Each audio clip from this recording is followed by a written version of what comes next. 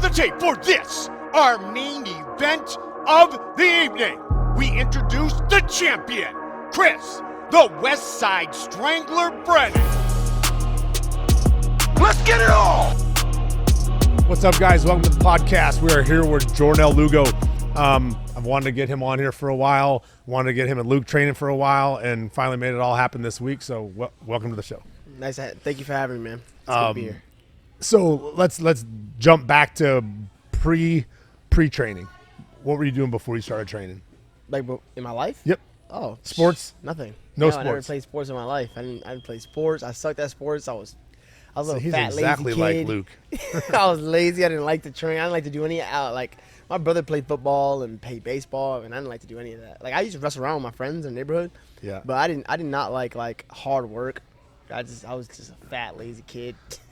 Man, you guys are so similar. He was like skinny, fat, soft, played with, was into art and video games and whatever, but was like not athletic at all. Same. Tyler, his brother, super athletic, and can do, brother. He's big now, but little brother can do everything. And Luke just, I made him start training for self-defense reasons. Yeah. And then Tyler won a tournament, and Luke's like, when's the next one? So then he jumped in and he won a match and lost a match. And that's how his whole first year went. It was like win two, lose one, win two, lose one. And then he just became a kid that wanted to bust his butt, and the work ethic, I don't know where it came from. I guess I kind of instilled in him. But, yeah, you guys sound more alike than I thought. So Tyler started before him. They started at the same time. He didn't want to compete. How old is Tyler? 15 months younger than Lucas, so he just turned 21. Okay, and so he kind of got his big brother to start fighting. Yeah. They were both started at the same time. Tyler had been racing motocross for a few years before that, and then once they started training, they were pretty even, but Luke wasn't into competing at all.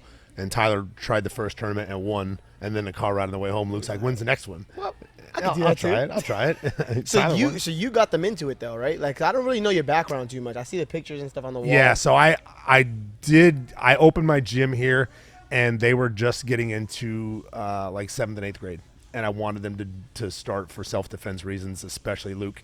Yeah. They would never have fought back had they been picked on, and so I got him into that. I had been fighting up until that point, so they started pretty late. They started, well, I say late in jiu-jitsu. For a kids class, they started like 10 and 11 years old. Yeah. Especially for a dad that had been doing it for 30 years, so I didn't force it on them until it was time to do it for self-defense. And then I say, hey, let's just try it, and have you guys do it for a couple weeks for self-defense reasons or a couple times a week. And then they just like dove in. And you got into it when you were younger too, or? Day after UFC 1, I was training. I was bouncing at a bar with Chemo and Todd Medina. And they got into UFC 3 and UFC 5. I could not get in. I was trying to get in, but weight classes and whatever, I end up fighting in UFC 16 in the tournament and lost in the finals to Pat Miletich. And we had fought 3 times in a 6-month period. So went from there, fought in King of the Cage a lot, won the belt there, fought in Pride in Japan. And dang, you OG. Yeah. Dang, you fought all over I fought in the place. UFC 16. And you fought AJ McGee's dad. Yeah, I head kicked him in like 2001, I think, or maybe before 99. I beat Joe Stevenson. You remember Joe Stevenson? Big Daddy Yeah. Joe? Yeah, okay. I triangled him, and then the next fight was Antonio McKee, and then I head kicked him. I was on a little bit of a streak at the time. But yeah. Yeah, so it must be cool now to that you retired and now you're watching your son do it, and maybe in the future your other son's gonna do it. Yeah, I hadn't fought in probably a year and a half, and I was contemplating retiring. Then the boys started training, and they'd never seen me fight live. So I fought 2 more times at WinStar just so they could see me fight live. And then I retired, and they started training, a lot and being competitive and in wrestling and everything. Yeah, it was cool. Damn. Fun fact, I didn't know. Anyway, back to you. Yeah. You're the same. You're not into it. What got you into it then? I was late. Yeah, I was just real lazy and just spoiled, And then but I did wrestle around with my friends. I love to wrestle around with my friends, and I wrestled with my brother and stuff like that. So then my mom had a boyfriend at the time, and he liked UFC a lot. He kept talking about UFC. At this point, I don't even know what UFC is. Right. I have no idea. I'm 13 years old. 14 years old. I'm 14 years old. I've never even heard of the UFC. I don't know what this is. I know about boxing. Right. And so he keeps talking about it. So at that point, I started basically I watched the movie Never Back Down. Okay. Yeah, right. Yeah, Nice. you seen that movie? Oh yeah, The I first seen it. one, the one in Florida. It took place in Florida. So at this point, I'm in Connecticut still, and Never Back Down. Is that the one with Channing Tatum? Or is that the? It's the first one that ever came Okay, out. yeah, It yeah, took yeah. place like in Orlando. Remember, he was like in high school and he Yep. got into a fight. So so at that point, I started wrestling around with my friends. I'm like, oh, that movie was cool. So I'm like whooping all my friends' butts in the neighborhood, just wrestling. I never learned anything in my life. And then I wanted to train. I saw a commercial. This is Jesse James Kozakowski. You know him? Yep. His father, Ron Kozakowski, has a gym called Practical Self Defense Training Center. So I saw his commercial. He had a little commercial ad on the TV. Nice. I was like, oh, look, I want to go there. And so my mom and my mom's boyfriend at the time, they bring me to the gym. And then the first day I get there, I'm just like, I trained and I did pretty decent. Like I was like, I could do this. And then the first time I ever went with Jesse, he didn't tap me out. First time I ever grappled in my life, Jesse didn't tap me. And then the next time, then he whooped me. Then he was mad. You're 13. At this time, I'm 14 years old. Okay, awesome. So then he's pissed. He's like, oh, I didn't get, because I'm off the streets. Right. Right. He's like, That's awesome. and then he whoops me. Yeah. I'll show you. Yeah. That's funny. So shortly after that, though, I competed. Like 3 or 4 months later, I competed, and I'm like In jiu-jitsu? Yeah, in a jiu-jitsu tournament. Uh-huh. Yeah, I went against a girl. My first match ever. I whooped this girl. Nice. Whooped her. That's not the story a lot of kids get that go with a girl the first time. There's a lot I of girls whooped her. winning those It's like, little guys. Oh, yeah, this is a no-win situation. You got to take it. I whooped her. I didn't care who was in front of me. Yeah. But then I won that tournament, and then after that, that's what I was like, I want to do this for a living. So at that point, I started training every single day. Like every day, me and Jesse in the gym. He's teaching me all the grappling techniques and arm bars and shrimps and everything. Me and Jesse in the gym every day from at 15 years old. So that you started in jiu-jitsu first. Well, kickboxing and jiu-jitsu at the same time, but I competed in jiu-jitsu first. Sure. I did a kickboxing tournament, MMA fight after that, and then I did a kickboxing match after that. And so I just competed in all three of those. MMA fight. How? In Connecticut, it was like it was like a Like the pancration things? it was so it was striking with grappling, but no ground and pound. That's kind of how the match went. Okay. It was illegal at that point, but Okay. yeah, it was like a little like an underground thing they had going on. So I was 15 years old and I fought. Yeah, the boys did 2 of those in California. But it was like they had to wear headgear, and there was striking. There was ground and pound, but there was no head strikes. I'm like, if there's no head strikes, why we got to wear headgear? Because they weren't allowed guillotines, anything but guillotines. And I'm like, well, of course you can't do guillotines or wearing headgear. Like, take that off since there's no punches and allow it. It was weird, but they got the full walkout, fight in the cage, all that at 13 and 14. get used to the vibe. Yeah, so it was cool. So that's cool that you're able to do that there. So those, what were you wearing up top? Nothing. No gloves? Just MMA gloves, like the puffies. Okay, You wore the okay. puffies. No headgear? No Shin headgear. pads? Just like little the sock pull-on shin Yep, guards. yep. The fights are one of the fights are still on YouTube. I have a fight when I was 16 years old. MMA fight up on YouTube still. It's me, a real skinny kid. And I was fighting How old are another you kid. now? I'm 27. You've been at it for a while. Yeah, I took a year and a half off at one point. But when I left from Connecticut and I moved to Florida, I took off when I was 18. I took like a year and a half off. Went to the military and stuff like that. Okay. You heard how much Lucas loves Connecticut? Oh yeah. No, we that's another thing we're similar on because I'm from there, and you won't catch me dead in Connecticut. We got stuck there 4 times during COVID, and man. yeah, he's kind of made it known. But his last fight, they interviewed him and they asked about it, and man, he said, "Can I cuss on this show?" And he just went off for 5 Yeah, minutes, I and I was watched just that. like, "Oh my god!" I'm sitting in the the same background, I'm like, way. "They're gonna make you fight there again for sure now. Shut up." See, the thing about it is like when you go pro, it's like when you fight in Bellator, especially like a world organization, you're expecting to travel around the world and Right. fight different places, and you're like stuck in me. Well, for him, I guess it might not even be as bad for him because at least that's not home for him. Right to travel. He's still traveling, but Right. I'm from there, so I'm like, how am I fighting here? This is where I'm from. Like, Yeah, it just sucked. Then we couldn't even leave the hotel. Like we were stuck in the hotel the whole time. The So it bubble was like and all hotel, that. casino, walking around. That's it. couldn't leave because of No. COVID and all that. Yeah, that was terrible. How many fights did you have as a pro before Bellator? I fought twice. I fought in CES twice, and then Mm-hmm. I fought John Duma in Bellator, my third fight. As they're bringing you in to fight the No. tough guy? Well, he beat my friend Mike Kimball, Uh-huh. and then they didn't sign him. So then I went in there. He still wasn't signed though. So then I went and I fought him, and when I beat him, they still didn't sign me either though. I beat him At Mohegan? Yeah. Yeah, in they Mohegan. do that with local sometimes. Yeah, they didn't sign me. And then I went out and I fought outside of Bellator, and I got another win. Then we were bugging them like, Right. like let me fight, let What are me you fight, waiting let me fight, for? let me fight. And then so this time they were like, okay, we got a guy for you. If you beat him, we'll sign you pretty much. And that's when I fought Sudo. So that was my 5th fight. Okay. And then I was 4-0, and I was fighting against another 4-0 guy. And that was the thing about that too. Is like as I was coming up, all the guys that were fighting were like very well matched. It wasn't like gimme fights. Right. Yeah, my first opponent was a 50-50 fighter as an amateur. He was 5-5, and then he was 0-0 like me when I went pro. Right. Then my second fight, the guy was 2-0. My third fight was John Duma. He was 4-1. Then my fourth fight, I fought a guy who was 4-0 when I was 3-0. Then I fought another guy who was 4-0, and I was 4-0. And then after that, I fought Cass Bell, and then I fought with Keith Lee. And I think that's the order. And then I fought Brian Moore. Okay. Do you have amateur fights? Yeah, I had about 20 amateur like fights all together. So like kickboxing and MMA. Okay. Yeah, kickboxing and MMA, 20 all together. That's a big amateur record. I got a guy, Will. You trained with Will today. He was I think he was your last guy or your second to last guy. Real good, real technical. The black dude? Yeah. Yeah, man. He's like He was 21-1 as an amateur. He fought in that IMMAF or something world championship. The one that you have to fly out. Yeah. Okay. He won that twice. He won the wow. tournament twice. Yeah. So he ended up at 21-1 as an amateur. What? So he had a hell of a record. Yeah. He's very.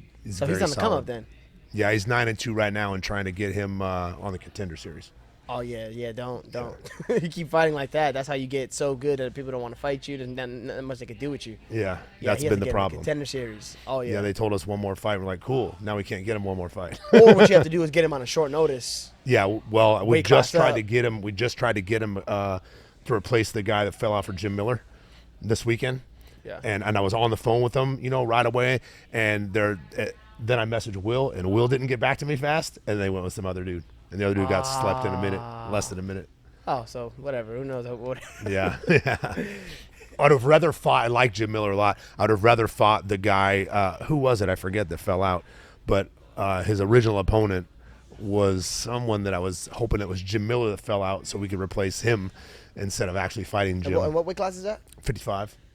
Yeah. See, and that's his weight class, right? Yeah. So usually they don't even do it. Like usually you got to fight a weight class up. Well, that's what they end up getting a 45er to fight him. Yeah, that's but, how it but works. Will was in shape enough to make the weight that next morning, so he could have done it. But they just it didn't Usually happen. it's like a feed fight. Like you're gonna go get beat up. Yeah. And then Yeah. they'll sign you and then give you a couple more fights. Right. That's how Right. it usually works. Yes, I'll take that overnight fight, but give me 3 fights. Yeah, And exactly. they're like, cool, we'll give you 3. You lose your first one, you're out. Yeah. 2 out of done. Oh man, they set you up. So you're signed with Bellator. How'd you end up in the tournament? So at that point, You had a solid record. I was 8-0 at the time, and then at that point, who was in the somebody fell out? Was So it the James? champ fell out and James. They both fell out, and you came in, and so did someone else on the other side. I forget who the other person was. Oh, the Russian. Borzola? No, he fought Barzola. The Russian. Magomedov? He's like around my age, about my record as well.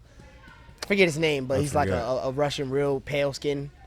He went on the other side of the bracket, so we pretty much our fights were wild card fights. So we Right. were trying to fight to get into the tournament. Right.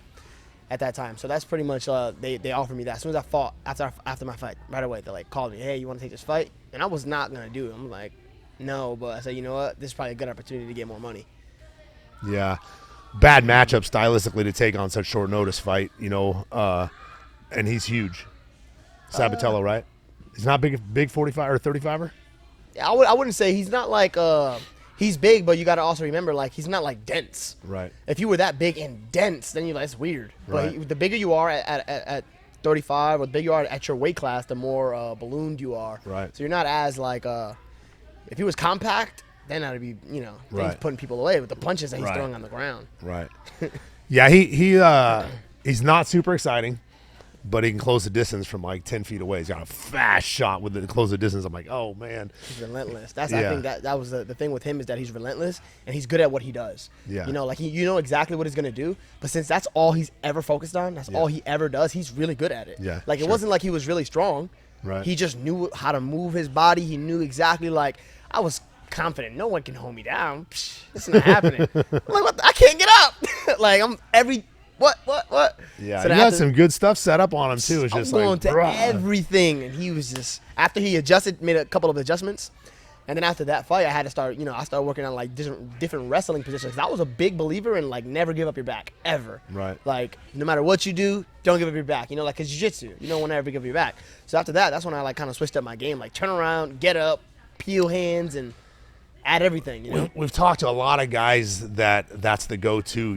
My guy that owns my gym in Liverpool, where Patty Pimblett trains, that's their go-to to get up. We're Glory, James Krause, that was their go-to to get up. Which one?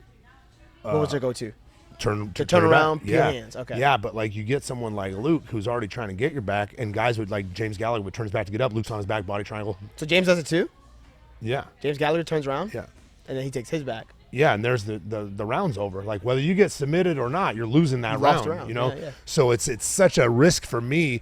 I like that as your third option. It's right? situational. Yeah. Yeah. So basically, it depends who you're going with. If I'm fighting against Danny, I can turn around. Right. The threat is not there. If I'm going against James Gallagher, for example, he likes to take people's backs. Right. Patchy Mix, don't turn around. Right. If you watch their fight, you're like, no one was turning their back. you see what I'm saying? So it all depends on who you're going against. Is there a threat there? Right. But when you're going against like a Barzola, for example, Right. he's probably not gonna do much when he gets to your back, or like a or even take it to put the hooks in. Right. Yeah. They're just gonna be stay there to strike and you're to your feet. Or Archuleta. So like you said though, it all depends. If I'm going against Lucas, I shouldn't give him my back, even though right now in training I still will, because I still want to get good at that and work on that. But in a fight, you probably don't want to turn around. Right. Yeah, you end up even like someone's gonna be dumb to turn their back to you, and that's it. You're stuck. You're on the back. And what better happened in hope training, there's not much Lucas, time left.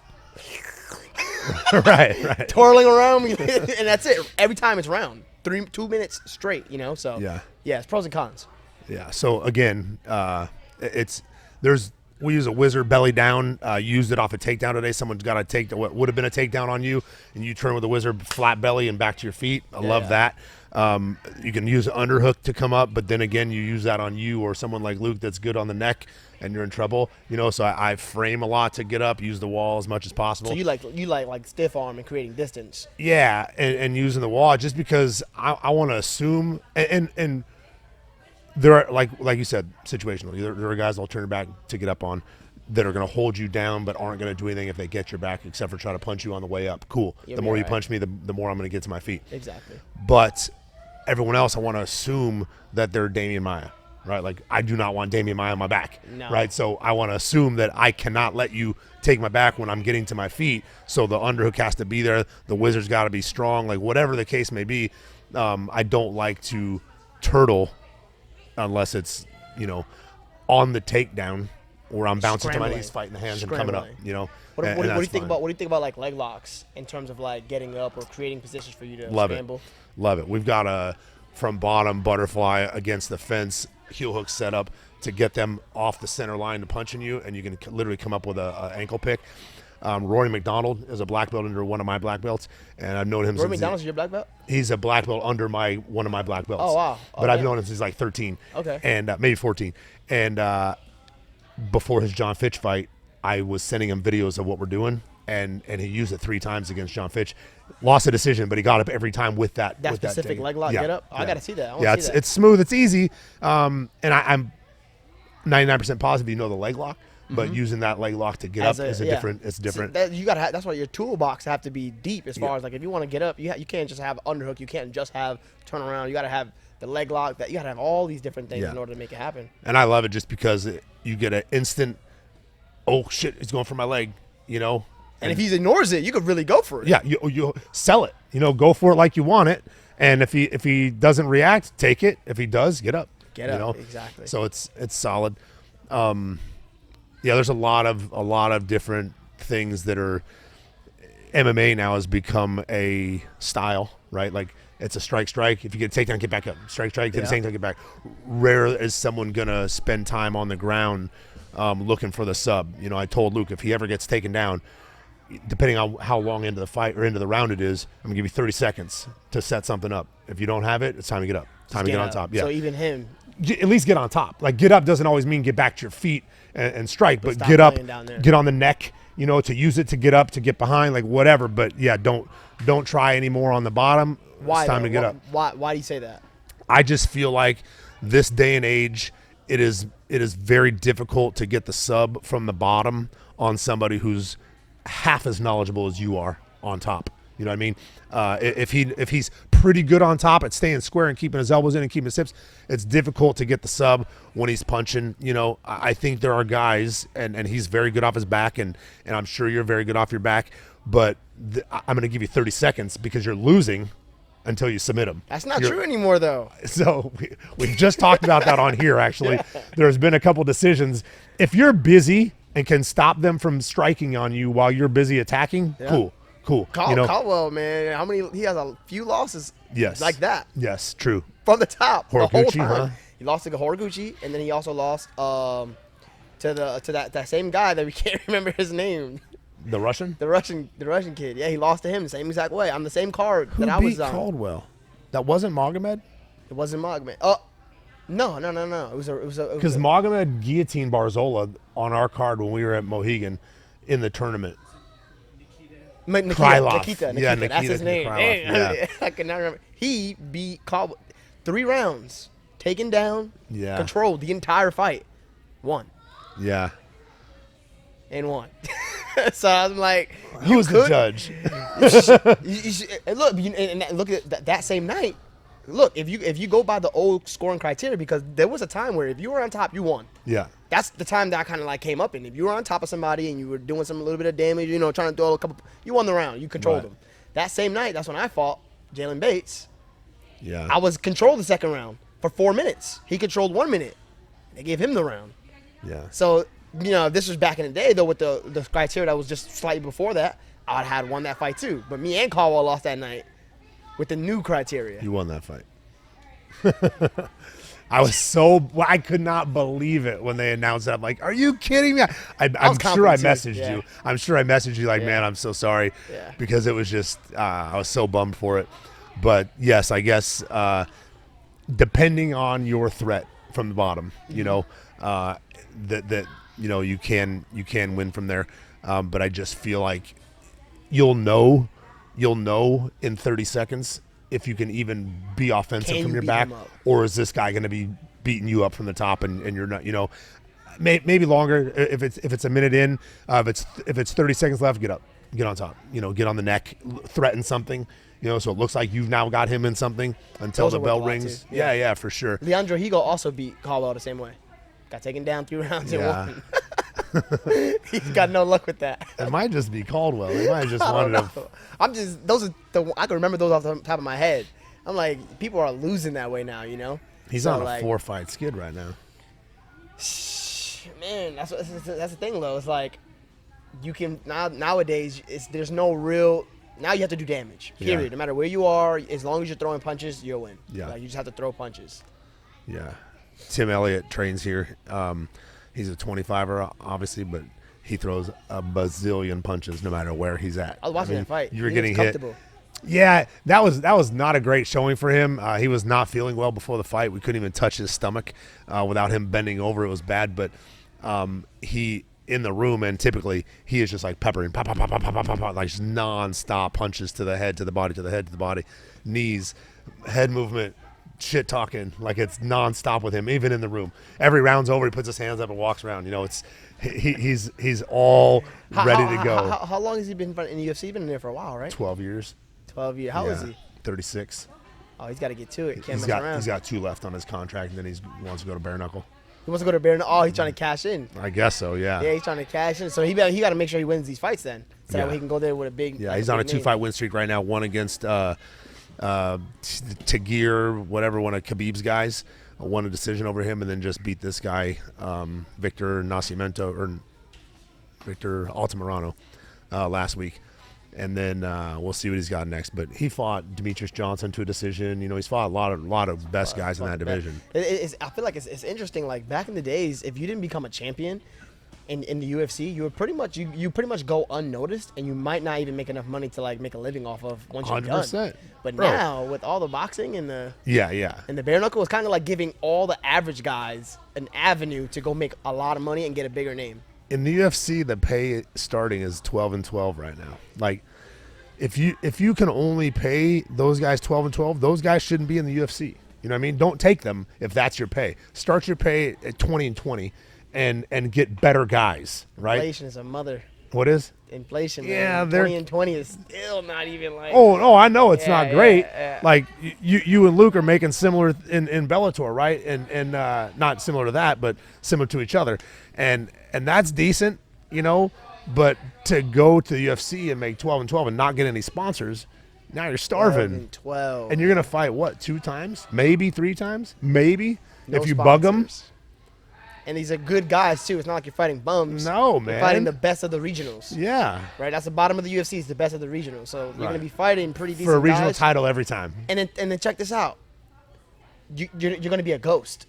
No one's gonna know you even No. like. I can name people in the 135 pound division you probably never heard of. Like who In- is this in guy? UFC? Yeah, there's a ton of them. You've Yeah. never heard of them. Yeah. And you go to their Instagram, probably 1,000 followers, 2,000 followers, but a blue check. Yeah.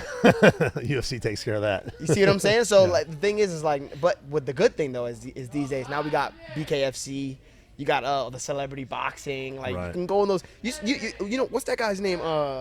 He fought James Gallagher, brown guy. He lost at 145. Talks a bunch of junk. Man, He punched he knocked. Dylan Dennis in the head or something. Oh, In the that should street? be everybody. You know what I'm talking about? At 145, he fought against James Gallagher. He's a brown guy like me. Did he come into Talks a- Bellator and knock someone out and then go on a losing streak and get cut? I know he got cut. He I know didn't that. beat Gallagher? He didn't beat Gallagher. No. Who knocked out Gallagher? What's that kid's name? That was you're talking. Banderas? You're talking about Yeah, Banderas. Ricky Bandejas. Yeah. That's 135. This is at 45. His name is AJ or something like that. Not Oh, AJ. Agazarm? No, not No, Agazarm. he's a brown guy. He just fought against Salt Poppy in boxing. What? Can you look that up? Salt Poppy, but he just took his first loss against this kid who fought in Bellator. Who did he fight in Bellator? He fought. I know for all I know, he's fought James Gallagher and lost. Look up James Gallagher and see who he fought And in they were Bellator. talking a whole bunch of junk to each other. Eleanor, Roman, 45. Salazar. How far back is that? Stephen Graham, No. Shinzo Machado, Keep going. Anthony Taylor. Anthony Taylor. I don't even know who that is. Anthony Taylor. You don't even. All right.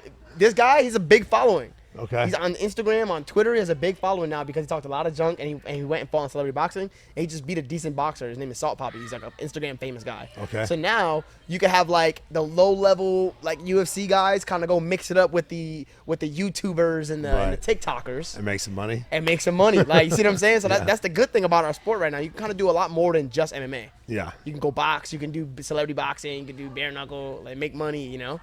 Yeah. Well, you have a really good record, and so after the terrible decision loss to Jalen, Yeah. what's next? I don't know, man. All right, I've been trying to get fights, and I'm in the same position as your guys. Are you just trying to get fights locally right now, just where Yeah, I you're was at, just just trying to get to. something? At first, I wasn't. At first, I was trying to go. Have you ever heard of Combate Global? Yep. I was trying to go fight for them, since they're near me and I'm Spanish.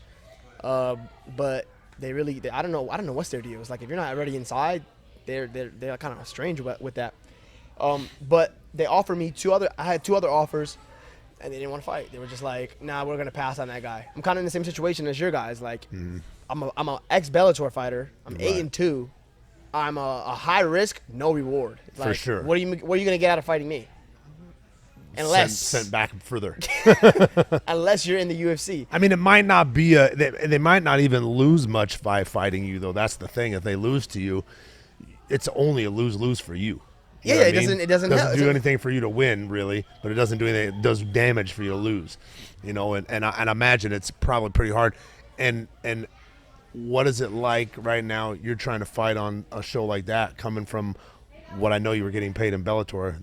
Think about that. Imagine going and fight, because the people who are going to fight you, this is who are going to fight you, right? When you're in this position, either bums, and what I mean by bum is like a lopsided record. So that means they have like 7 losses. Or the guy that's one fight away from the UFC. Exactly. You got one or the other, because the people in the middle, they're like, I want to be a good record fighter. Right. So I'm not fighting. I'm not going to risk that. Right. So if he's a 50-50 fighter, he's not even going to fight you. So you got to choose. If you choose somebody who's like, I'll fight anybody, I don't care, and their record is like 2-20, Right. and then you look bad for fighting him, Right. or you go fight the 10-0 guy And risk it all.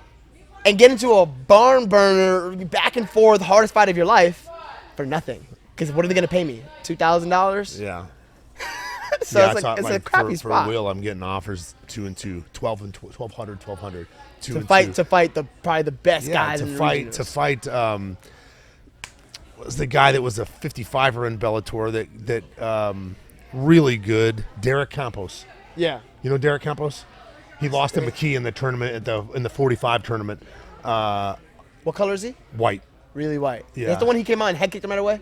It was a tough fight. Beat him in the second or third round. He was like brawling with him? Yes. And then He he ended up on his back and caught him. Yes. Yeah. But 1200 and 1200 to fight that guy, and that guy's tough, man. And I'm like, oh, that's fight for your terrible. life. Yeah, for sure. For 1200. That's the thing. That's the thing about MMA, man. It's like, I don't know. I feel like there's a lot of weird stuff. Like in MMA, here's another thing. Like if you're in Will, that's his name is Will, right? If you're in that kind of position, like, or even in my position, like in boxing, they'll build you up. What they'll do is they'll put you against a bunch of people that are just kind of like journeymen until they get you into a position to where you can fight for big money. But in MMA, like you're fighting in the regionals, there's a bunch of killers out here. Right. And then you go to the UFC and they do the same thing. You just fight against killers. There's really no like building program in MMA at all. Right. Everyone just has to fight. Like you go to the UFC, there's some fights that happen in the UFC. There was like these 2 no-name people that are like 12-0 each. Yeah. And they put them against each other. Yeah. It's like, what are you doing? Why? Like, why not let both of them build and then fight when it's actually when it means something? They've done that a few times in Bellator too. I'm like, why do you want to put them together so early? Just kill the Doesn't make records for sense. what? Yeah, it doesn't like, think make about sense. like when I fought against Jalen Bates. Yeah, I thought, and I told him straight away. I was like, why would they put them together right now? Like He's building. Yeah. I just came off a loss. Don't you want me to like? And your record is still good. Keep that and let him keep going. Let him build. Boom. And they just put us against each other. Yeah, that was bad. So, because you kind of, what do you think is like maybe the motive is they just don't care. They just they're free, put them together. Yeah, I talked to a couple people that used to work at Bellator, and like when who was it? Cody Law. Mm-hmm. Cody Law lost to James Gonzalez, and James Gonzalez is tough and not signed with Bellator. He is now, but he wasn't signed with Bellator then. And I'm like, why do they put him with a guy like that when he's on this contract? I'm like, oh, well, if he can't make it, then he's not ready for the next guys, And I'm like, well, yeah, but you want to find that out at 6 fights, And so I talked to some other people, and they're like talking about it. It's like, yeah, if you want to get paid this, they'll pay you this, but you're going to get these guys, Or they'll pay you this, and you can continue there. But if you want that money, that's the guys you're going to fight. Manny Morrow. Do you know Manny Morrow? He was a 55er in Bellator. Okay. Had a 4-1 record. In Bellator? Yeah. Okay. Got cut. I don't know why. Will just fought him and beat him in LFA, and he was on a couple fight win streak in LFA. No title shot. I begged to get him into Bellator. Yeah, get him another win. Whatever. Then they called me on short notice to fight. I forget this dude's name. Tall, bald Brazilian guy at 55. Tall, bald, and Brazilian. Yeah, he's good. Mota? Keely's Mota. Yeah. You signed with them? Yeah. Okay. He's super, super solid. And we took it on short notice, and we said, yeah, we'll take it. And then he called me back an hour later. He chose the other guy. He had a choice between Will and someone else, chose the other guy. And I'm like, why would he go with another guy when Will's record was better comparatively and whatever, but he went with the other guy, and we didn't get the fight. So now I'm like 1 fight away from Will, 1 fight away from Ty. Ty's on a 5-fight win streak. When he first came to me, he was 8-6. Are you the one who got his grappling so good?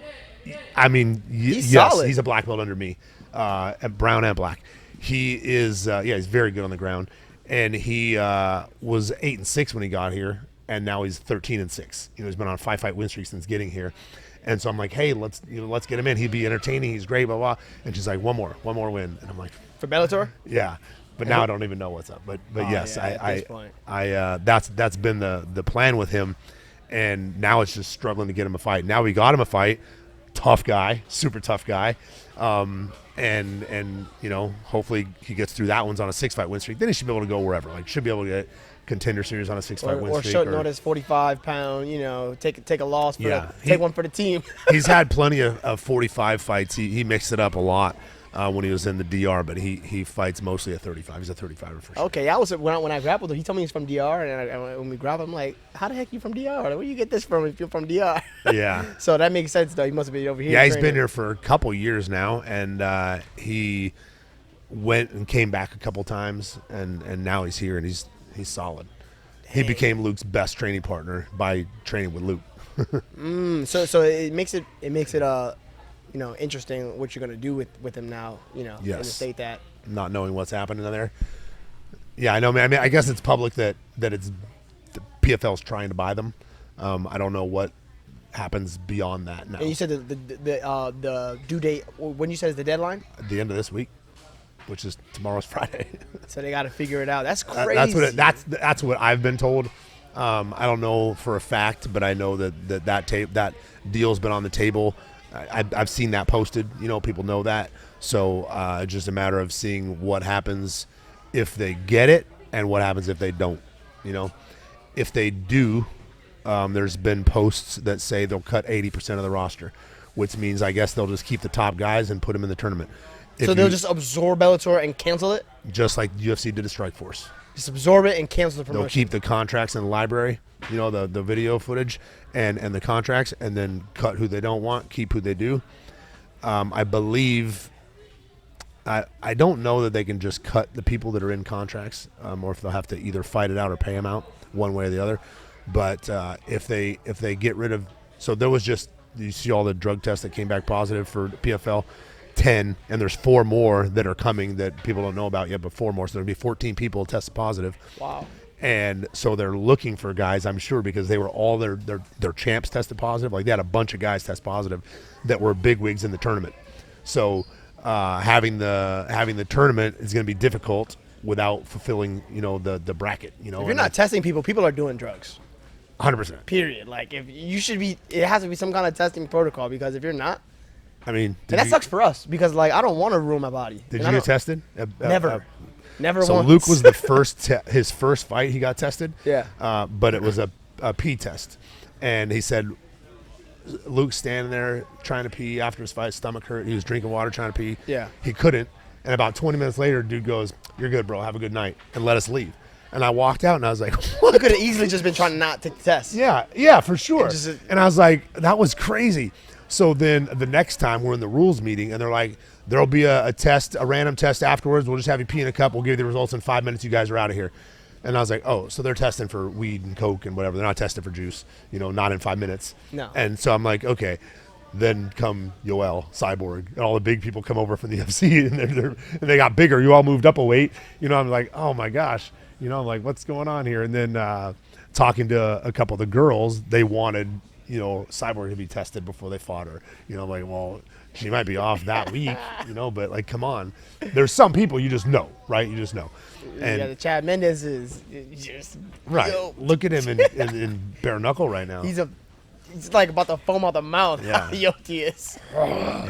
So what happens? So most likely, if PFL does buy Bellator, they're just gonna cut 80% of the roster. They said. So 35ers will probably be dismissed anyway, because they don't even have a 35 division. So maybe they'll add one, but since they'll have all the fighters. I don't know. Yeah. Because 35 at Bellator is fucking stacked, bro. What are we gonna do? Just cut them all. Get out of here. Get lost. Yeah, 35, 45, 55. In my opinion, those are the weight 70 classes as well. at I think Bellator. 70 as well. At Bellator. Yeah, it's pretty good. I mean, they've got the first couple guys. It's not as Like deep. the top 10 is it? solid. Yeah. All right. I would say it's the top 10. I just know that those 3 at the lighter weights are deep at Bellator, solid. And so I don't know what they'll do, and I don't know Luke being 8-0, hopefully 9-0 by then, as a 23-year-old. I can't imagine them wanting to cut him, but they might. You know. And so because when they were cutting me, that was kind of what they threw out there too. Oh, we don't know what's there. My management's like, they might be closing as a company. Right. Like we don't know what's gonna happen with them, pretty much. And I thought I thought that was nonsense, but I guess it's true. They really are. They were just cutting people randomly. But wait a they minute. just added a 25 division. I was just about to say that. So I don't know Why? I don't know. They added 25 division. Are they trying to build their stock so they can sell for more? Is that what it is? I mean, they already have the deal on the table, so I don't know. Why would they be? It's like as if they're moving like they're not closing. Right. I don't know. I mean, I wish they're not. I hope they're not. I wanted Luke to do the AJ McKee deal start to finish, run through that and not go anywhere unless something happened at that end, when you're already Michael Chandler and Eddie So Alvarez you getting paid over it, $800,000 to go over there. Yeah. You know what I mean? Like that's a different story. But yeah, so it'll be a bummer if they do. And also Tyler, my younger one, that he was going to take the same route, so I don't know what to do with him now. So And you said by the end of the year, my fingers are crossed. No, I don't know. I don't know about that. You don't know. No, I don't know about that. Okay. I just know the PFL part is on the table today and will be had to be finalized by your So we'll see what happens and move on from there this weekend. Dang, that's interesting. So your plans, you're just trying to you have any interest in going to the UFC? Yeah, I mean, I would go to the UFC. I have a lot of friends in the 35-pound division. Over there? Yeah, I mean, but it doesn't matter. I mean, I'll still go over there and fight them. So I remember asking you about your gym because I knew you trained in Florida and you were not far from Sanford and ATT and all that. You trained where? So I'll do Kill Cliff here and there. And then I train mostly, I do my own thing at Combat Club. I kind of just train on my own, do my own thing. And I'll do I'll spar there. And then I go to a jiu-jitsu gym that's kind of close to where I live. I do that a couple times a week. So I kind of just do my own thing. I bounce around gyms and stuff like that. I go to Kill Cliff here and there because they charge a lot. They charge me like $50 to drop in. I'm like, they charge me that. I'm not doing that. But it was a good session though. It is a good session. I was going on the Wednesdays wrestling sessions, which is not as hard as this session. It was a hard session. Wednesday too. But this session, I was like, this is kind of crazy. I was like, what's wrong with these people? Next beat. Oh man, that was constant. I had an easy week so far the week, but I was still sore. Like this morning, I was sore. My neck hurt. I'm like, damn, that was a long session. We grappled a lot. Yeah. So, did you do jiu-jitsu for MMA the whole time, or did you do jiu-jitsu to do jiu-jitsu? I just did jiu-jitsu. You did? Yeah, I didn't even no-gi or learn gi? no gi. Okay. I didn't even learn all the wall stuff, and I didn't learn a get up until I was 19 or 20. I never knew how to just get up off the ground. I just knew jiu-jitsu, basic pure jiu-jitsu. So that's why to this day my ground and pound is still not that good. I find it to be awkward. I find it to be kind of counterproductive because I feel like you're supposed to be tight and get position, and then you got to posture and punch. So I kind of they're so similar. He's the same. Getting him to throw punches. Well, why? He might get up. Then I'm gonna hold him down. Get to a position and submit him. So it is. You got to be with somebody who you can ground and pound, not somebody who's waiting for you to ground and pound so they can get up. Exactly. They're gonna be gone. Yeah. And that's the thing. So it's I always find it really hard to ground and pound. That's why my ground and pound is still not where it should be, as opposed to those Dagestanis, man. They got a system. They got the hips, man. The wrestling hips where they stay there and just Khabib drops heavy punches. I remember watching him fight Edson Barboza, and the camera came from the outside the cage into the cage on his eyes when he was on bottom of him.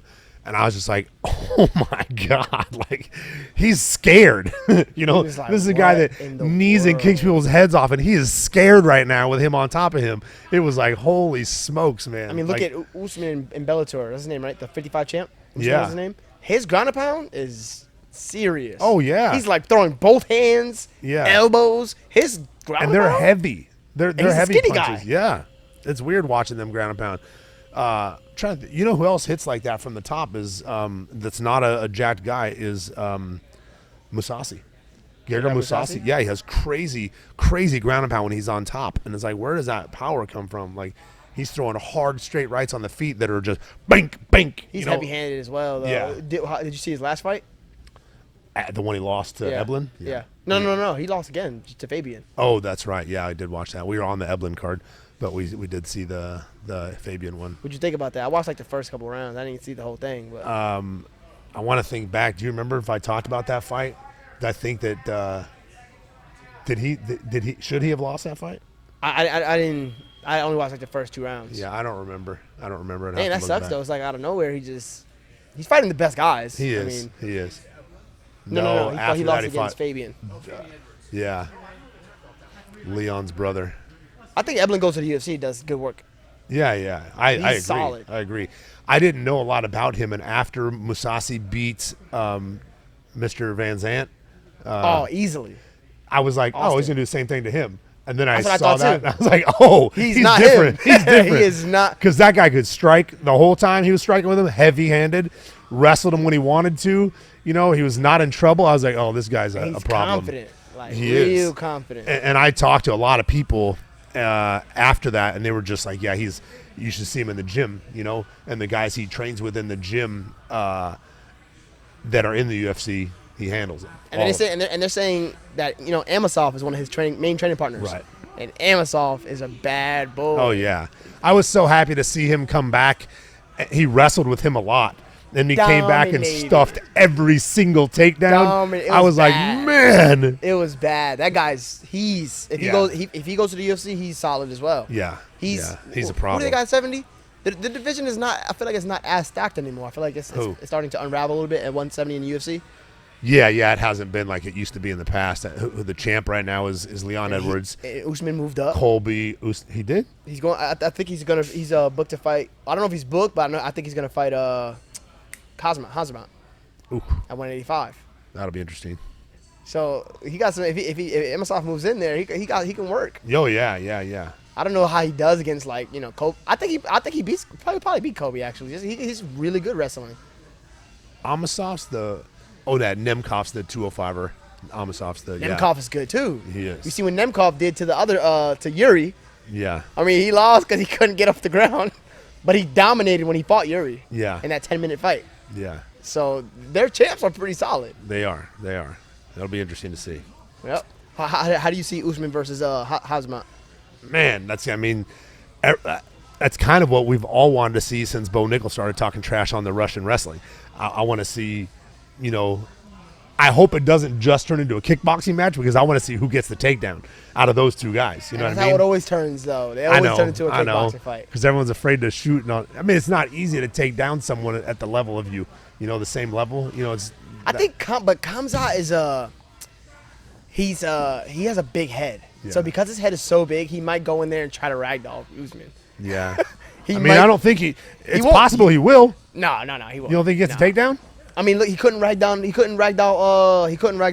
Gilbert. Yeah. And Gilbert true. can't wrestle as good as Usman. He took him down in about 5 seconds though, but then he got back up. Yeah, but he couldn't, and Usman's better as far as like wrestling and all that. Yeah, So sure, he is. Usman goes up there and puts a good jab on him. But I do think if Kamzat fights Israel, stylistically, I think it's a terrible matchup. Oh yeah, for Izzy? Yeah, I Yes, think I agree. it could be like a agree. minute finish. Because he got taken down by the guy, the bigger weight class guy. Then he even got taken down by homie that he just fought the first time they fought. And Alex has never even stepped Right, in a jiu-jitsu right. gym in his life. Yeah, so you put him with someone like Kamzat, and that's a problem. Matchup wise, yes. Yeah, he But could be on his back in 15, 20 seconds of that fight and starting. he could probably stop him. Oh, yeah, within the first yeah. minute. So that would shake up the division though. That'd make it real. Oh yeah, my goodness, that'd be crazy. What do you think about Bo Nickel?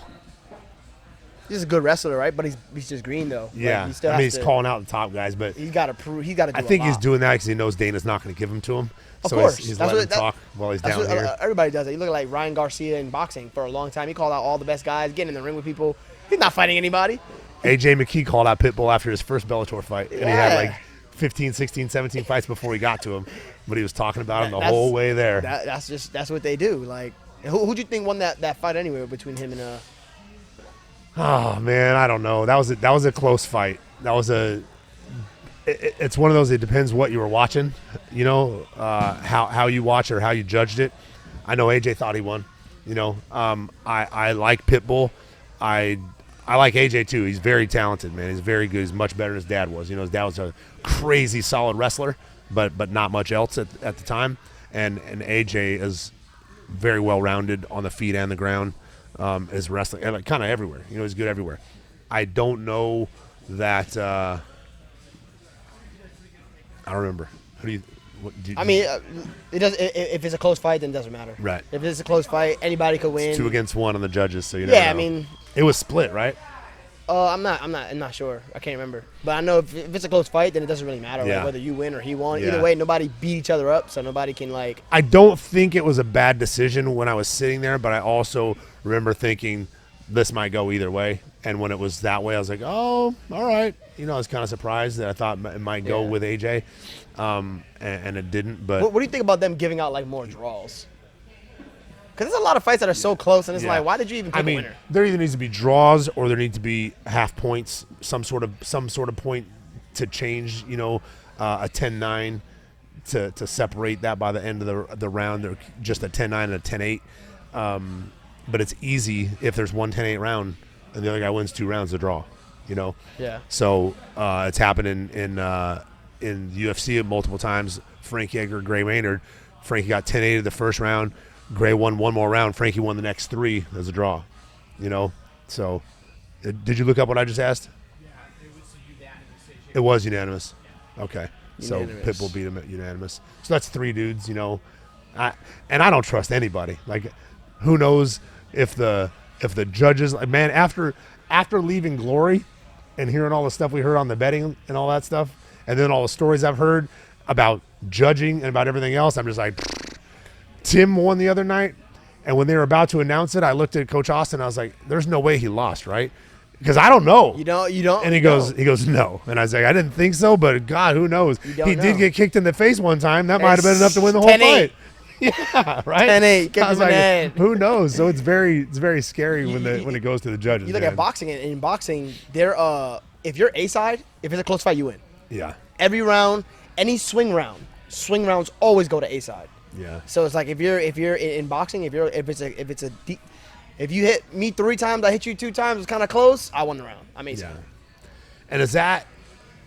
They've got to do that at every round. They can't do that at the end, right? So they know that if it's I think close it's every round, round. Every round. give it to the champ. If it's close round, give it to the champ. Just Or bank it to the champ. Like, did you see A-side guy? Devin Haney versus Lomachenko? I don't know if Just you checked it happened? out. No. Yeah. So when they fought, I mean, Haney won, right? I had him 5-5 and then 2 swing rounds. That's what I had. 5-5 and 2 swing rounds. You could give it to whoever So you're she- biased for. Who was the champ?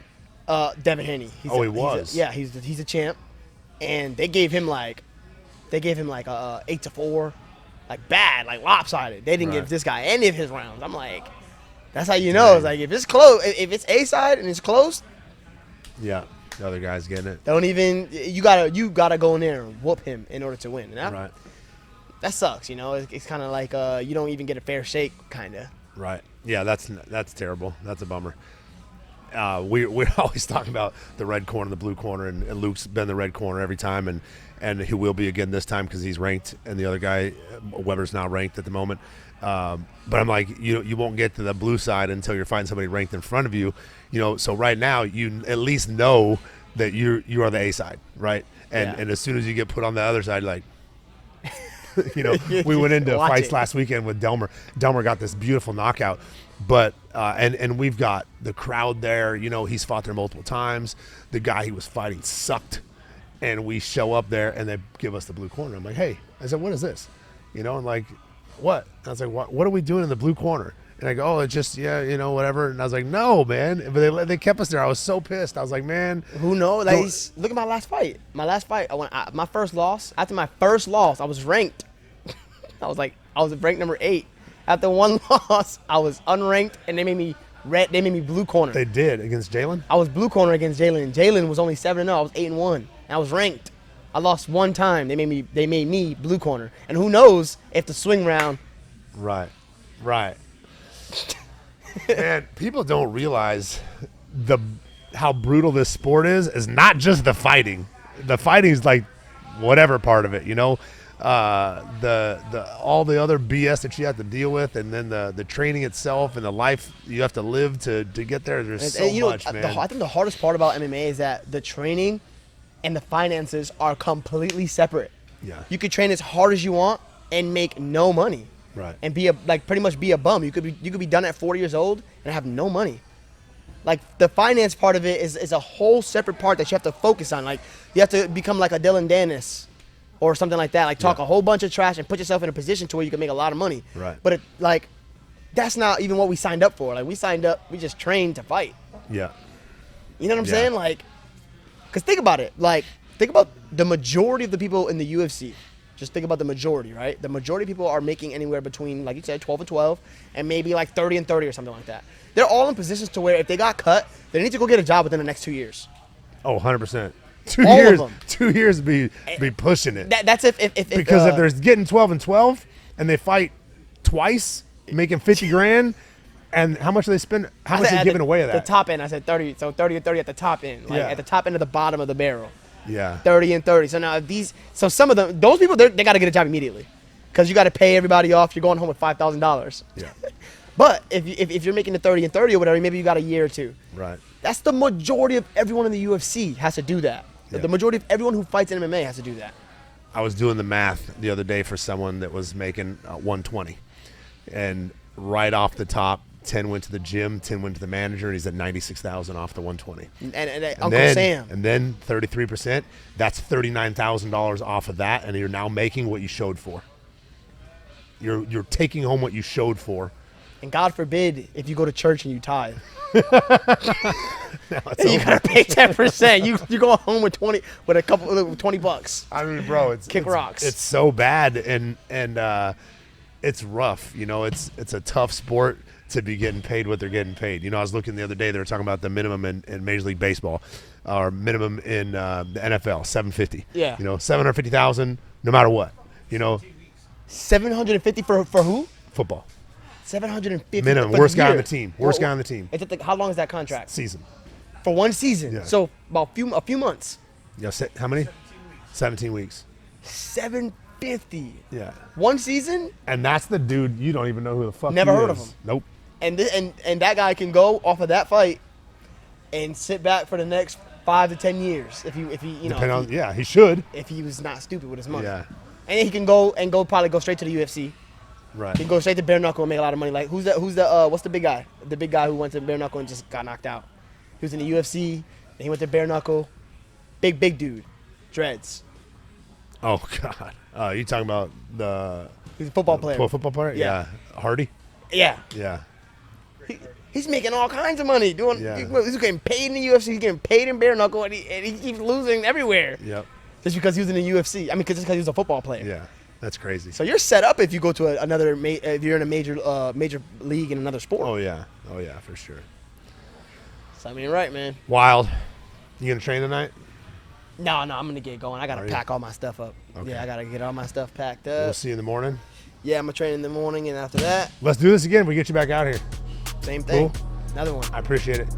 Thank you guys for watching. Like, share, follow, subscribe. Talk to you later. It is all over, just like that.